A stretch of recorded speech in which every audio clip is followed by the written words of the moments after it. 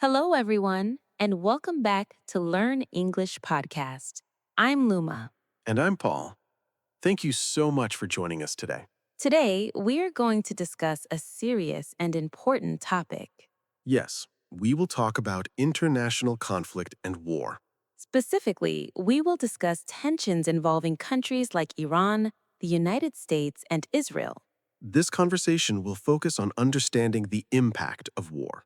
We will also talk about how war affects countries and ordinary people. And most importantly, we will discuss how peace can be achieved. Before we begin, please like this video. Don't forget to subscribe to our channel for more English conversation practice. And please share this episode with friends who want to improve their English. Your support helps us create more meaningful discussions. Now, let's begin. Luma, why do conflicts between countries happen? Conflicts usually happen because of political disagreements. Sometimes they involve territorial disputes. Sometimes they are related to security concerns. Economic interests can create tension. Yes, access to resources like oil can increase conflict. Historical events also play a big role. Many conflicts have deep historical roots. That means the problems did not start recently. Exactly. They developed over many years. When tensions rise between powerful countries, the whole world feels concerned.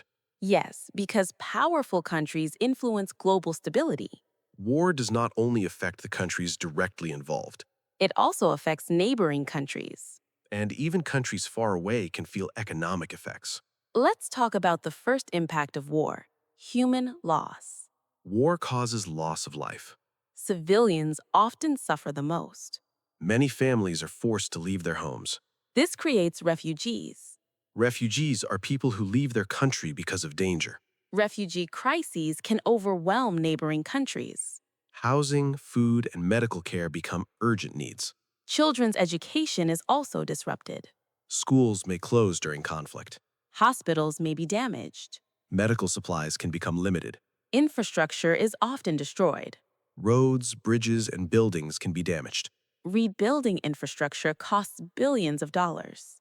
War also affects the economy. Yes, businesses close during instability. Investors lose confidence. Tourism declines. Unemployment increases. Inflation can rise. When oil prices rise, global markets react. That affects people even in distant countries. Food prices can increase. Transportation costs may rise. Global trade becomes unstable. Let's talk about emotional damage. War creates trauma. Trauma means deep emotional pain. Children who grow up during war often suffer long-term stress. Families experience fear and uncertainty. Social trust can break down. Communities become divided. Political tensions increase inside the country. Now we have a question for our listeners. Yes, this is important. In your opinion, what is the biggest cost of war? Is it economic loss, human loss, or political instability? Write your answer in English in the comments. This helps you practice expressing your opinion. Now let's discuss international reactions. When conflict begins, other countries respond. Some countries call for peace talks. Others impose economic sanctions. Sanctions are restrictions on trade and finance. Sanctions aim to pressure governments. But sanctions can also affect ordinary people. That makes the situation more complex. International organizations often step in.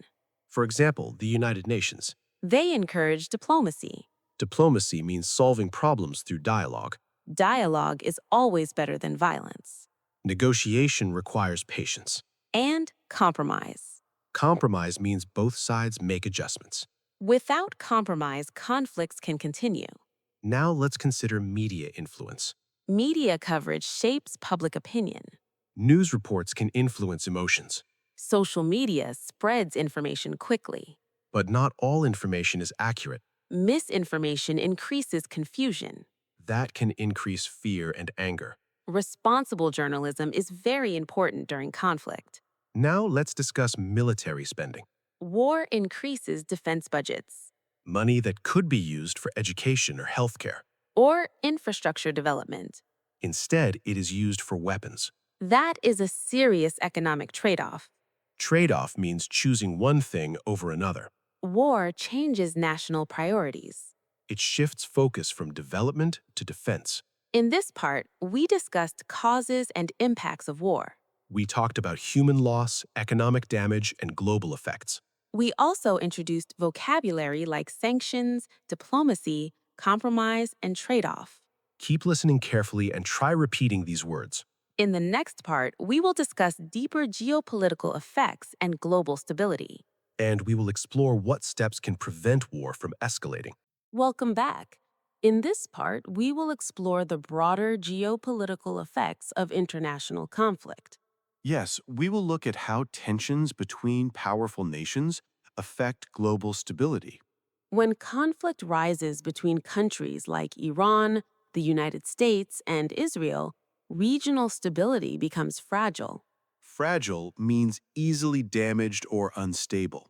The Middle East is already a sensitive region. Many countries in that region have political alliances and rivalries. Alliances are agreements between countries to support each other. Rivalries are ongoing competitions or tensions. When one country takes action, allies may respond. That can create a chain reaction. A chain reaction means one event causes another. This increases the risk of a larger regional war. And when multiple countries become involved, the situation becomes more dangerous. Let's talk about global power balance. Global power balance refers to how influence is distributed among nations. If one country gains too much influence, others may feel threatened. That can lead to military buildup. Military buildup means increasing weapons and defense systems. This creates tension even if there is no active fighting. Tension alone can harm international relations. Investors become cautious. Markets react quickly to uncertainty.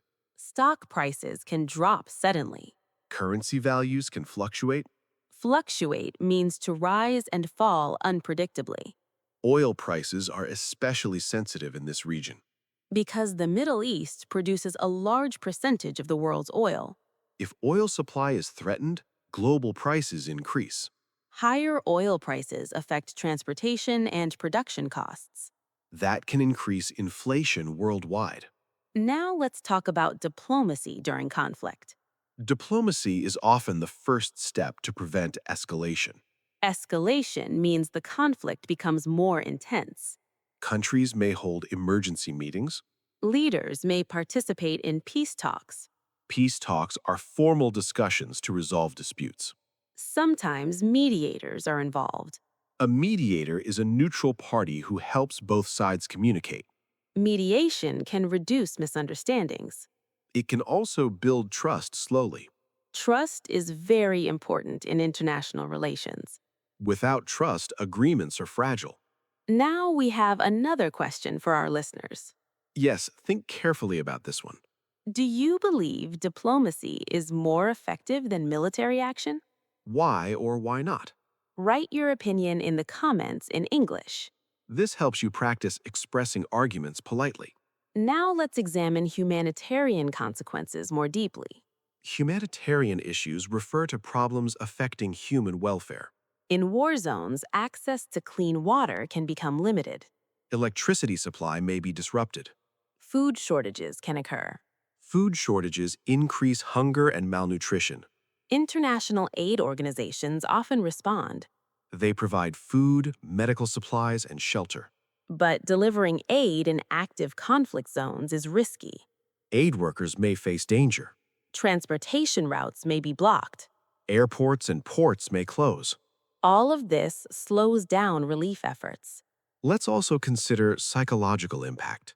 Constant fear affects mental health. Anxiety and depression increase during war. Children are especially vulnerable. They may develop long-term trauma. Trauma can affect learning and development. Now let's discuss international law. International law sets rules for war and peace. For example, there are rules protecting civilians. These rules are part of humanitarian law. However, enforcing these laws is challenging. Enforcement means making sure rules are followed. Powerful countries sometimes disagree about interpretations. That complicates accountability. Accountability means being responsible for actions. Now let's examine economic sanctions more deeply.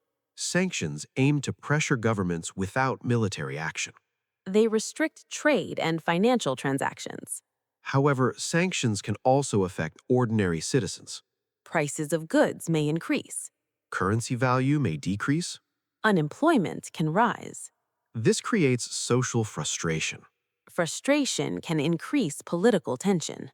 So solutions must be carefully designed. Now let's think about global security.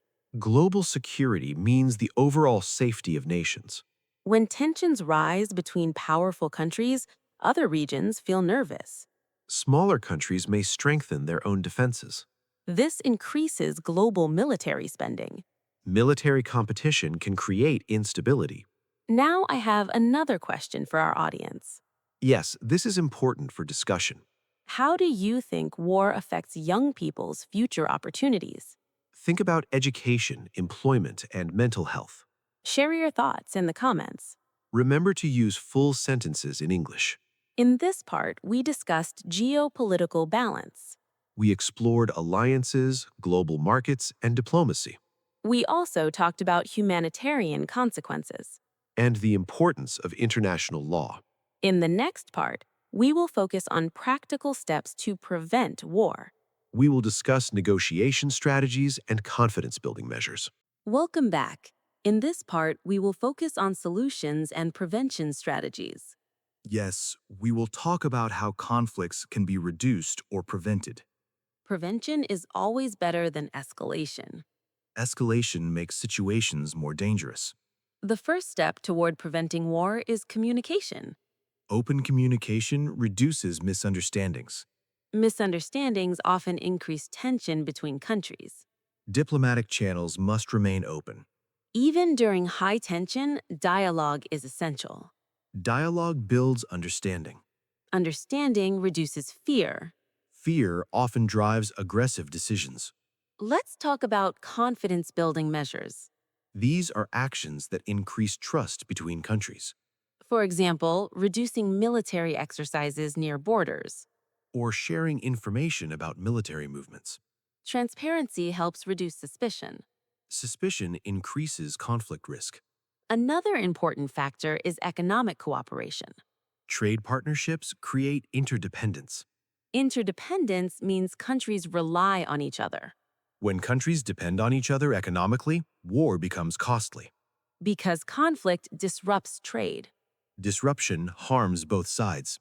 Regional organizations can also help. They provide platforms for negotiation. Platforms allow leaders to meet regularly. Regular meetings reduce tension. Now, let's talk about international mediation. Mediation involves neutral countries helping resolve disputes. Neutral means not taking sides. Mediators encourage compromise. Compromise is necessary for lasting peace. Both sides may need to make concessions. Concessions mean giving up something for agreement, Concessions can be difficult politically. but they are often necessary for stability. Now, we have a question for our listeners. Yes, think about this carefully. Do you believe compromise is a sign of weakness or strength? Why do you think so? Share your opinion respectfully in English. Respectful discussion is very important. Now, let's examine the role of global organizations. The United Nations plays a central role in conflict prevention. They organize peacekeeping missions. Peacekeeping missions help maintain ceasefires.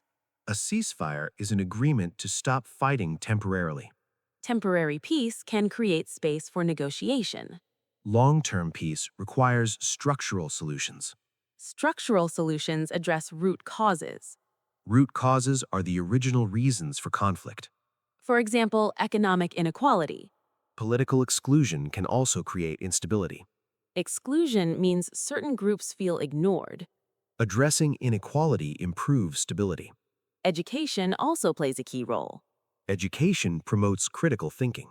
Critical thinking reduces extreme attitudes. Media literacy is also important. Media literacy means understanding and analyzing news carefully.